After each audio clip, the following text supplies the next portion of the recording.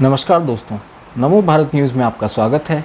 दोस्तों, राष्ट्रपति चुनाव को लेकर सियासी गलियारों में अनुमान की हलचल तेजी से चल रही थी, जिन्हें जानने के बाद विपक्ष की हालत खराब होती दिखाई पड़ रही थी, क्योंकि चुनाव में एनडीए की ओर से राष्ट्रपति पद की उम्मीदवार द्रौपदी मुर्मू की जीत तय मानी जा रही थी, क्योंकि उनके पास पर्याप्त दलों का समर्थन था। जबकि दूसरी ओर से विपक्ष के संयुक्त उम्मीदवार यशवंत सिन्हा ने भी जनप्रतिनिधियों से अंतरात्मा की आवाज़ पर वोट देने के लिए अपील की थी, लेकिन संख्या बल के लिहाज से उनकी जीत काफ़ी मुश्किल नजर आ रही थी।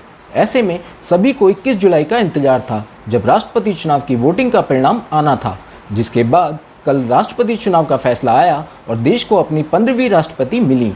तो आखिर राष्ट्रीय जनतांत्रिक गठबंधन एनडीए की उम्मीदवार द्रौपदी मुर्मू को राष्ट्रपति चुनाव में इतनी बड़ी जीत हासिल कैसे हुई और इसके पीछे क्या कारण थे, जो आप नहीं जानते, तो इसके बारे में और विस्तार से जानने के लिए हमारे साथ इस वीडियो के अंत तक जुड़े रहें और हमारे चैनल नमो भारत को सब्सक्राइब करना ना भूलें। राष्ट्रीय जनतांत्रिक गठबंधन एनडीए की उम्मीदवार द्रौपदी मुर्मू के रूप में देश को 15वां राष्ट्रपति मिल गया। तीसरे दौर की मतगणना में उन्होंने विपक्ष के साझा उम्मीदवार यशवंत सिन्हा को काफ़ी पीछे छोड़ दिया।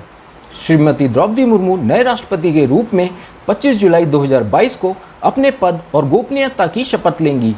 बता दें कि वर्तमान राष्ट्रपति रामनाथ कोविंद का कार्यकाल 24 जुलाई को खत्म हो रहा है। द्रौपदी मुर्मू की जीत पर प्रधानमंत्री नरेंद्र मोदी, गृह मंत्री अमित शाह और रक्षा मंत्री राजनाथ सिंह सहित तमाम नेताओं ने उन्हें बधाई दी।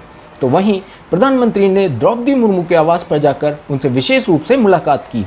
प्रधानमंत्री मोदी ने सबसे पहले मुर्मू को उनके घर जाकर बधाई दी और ट्वीट करते हुए कहा कि जब 1.3 अरब भारतीय आज़ादी का अमृत महोत्सव मना रहे हैं, तब पूर्वी भारत के एक सुदूर हिस्से में जन्मी आदिवासी समुदाय की भारत की एक बेटी हमारी राष्ट्रपति बनी है। पीएम मोदी ने कहा कि भारत ने इतिहास रच दिया है और मुर्मू का जीवन एक प्रेरणा है। द्रौपदी मुर्मू को राष्ट्रपति चुनाव में कुल 64% वोट मिले, जबकि विपक्ष के उम्मीदवार यशवंत सिन्हा के पक्ष में 36% वोट आए। उधर कहा जा रहा है कि वोटिंग के दौरान 17 सांसदों और 126 विधायकों ने क्रॉस वोटिंग की है। आपको जानकर हैरानी और आश्चर्य होगा कि कैसे इस चुनाव में विरोधियों को अपने मुंह की खानी पड़ी, जब उन्हीं के समर्थकों ने भी मुर्मू जी के समर्थन में वोट डाले, जबकि ये सभी बीजेपी के एंटी पार्टी लोग थे। तो वहीं इनमें से कुछ ने तो चुपचाप ही मुर्मू जी को सपोर्ट भी कर दिया। उल्लेखनीय है कि कुल 10,86,431 मतों में से राजग उम्मीदवार द्रौपदी मुर्मू के पास 6.67 लाख से अधिक वोट होने का अनुमान लगाया गया।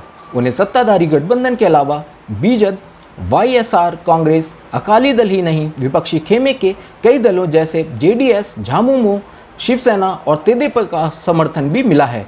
साथ ही चुनाव में क्रॉस वोटिंग की भी खबरें सामने आई हैं। गुजरात में एनसीपी विधायक कंधाल जडेजा ने कहा कि उन्होंने मुर्मू को वोट दिया। ओडिशा में कांग्रेस विधायक मोहम्मद मोकीम ने मुर्मू के पक्ष में मतदान किया। हरियाणा के कांग्रेस विधायक कुलदीप बिश्नोई ने भी मुर्मू के समर्थन में वोट किया। वहीं असम में एआईयूडीएफ के नेता करीमुद्दीन ने भी कांग्रेस के क्रॉस वोटिंग करने की बात कही थी। उन्होंने कहा था कि आंकड़ा 20 से भी अधिक हो सकता है। एनडीए से राष्ट्रपति पद की उम्मीदवार द्रौपदी मुर्मू ने तीसरे दौर की मतगणना के बाद कुल वैध मतों का 50% का आंकड़ा पार कर लिया था। जीत के लिए 5,43,261 मूल्य के वोट चाहिए थे और सत्ताधारी एनडीए की उम्मीदवार द्रौपदी मुर्मू को तीसरे चरण की मतगणना में ही 5,77,777 मूल्य के मत मिल गए थे।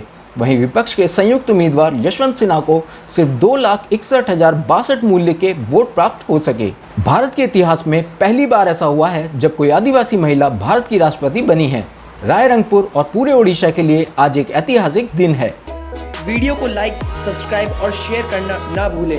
अपने विचारों को कमेंट बॉक्स में लिखकर हम तक जरूर पहुंचाइए।